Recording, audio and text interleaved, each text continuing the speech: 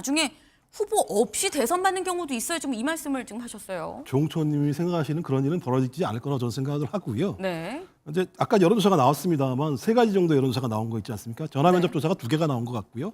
한국일보, 그러니까 한국리서치 조사에 의하면 네. 한 10% 정도 차이가 났던 것 같습니다. 양자대결 구도를 보면. 양자대결로 봤을 때. 입소스 같은 경우는 거의 한 15%, 20% 정도 차이가 났던 거죠. 네. 이건 아마 2017년도 박근혜 정부 탄핵당한 다음에 대선 여론조사했을 때 민주당과 아마 국민의힘 정당 지지율 차이였을 것 같습니다.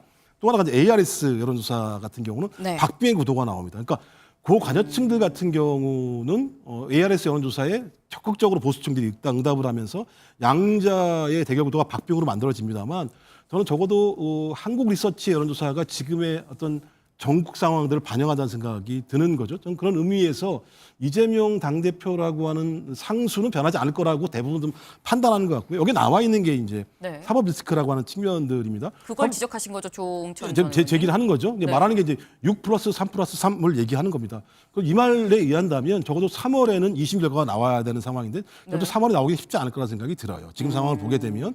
그리고 또 이 문제와 관련해서 사법부도 상당히 많은 판단할 수밖에 없는 측면들이 꽤 있는 측면들이 있습니다. 네. 그래서 이런 상황들이 존재하기 때문에 저는 그런 어떤 가정을 전제로 해서 못 나올 것이다. 그러니까 못 나올 거니까 이재명 대표나 나올 생각 하지 말아라고 얘기하는 것이 맞는가?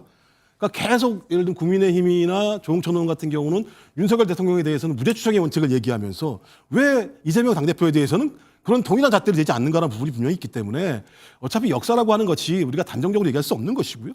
저런 상황이 벌어질 수 있고 저렇지 않은 상황이 벌어질 수도 분명히 있는 겁니다. 네. 저는 그런 측면에서 지금 상황에 대해서 얼마만큼 국민 여론에 반응할 수 있는가에 집중을 해야 되는 것이 자기 바람을 투사해서 상대방을 공격하는 수단으로 매일 저렇게 삼는 것 자체들은 오히려 국민들에게 정치적 불신을 야기할 수밖에 없다고 생각합니다.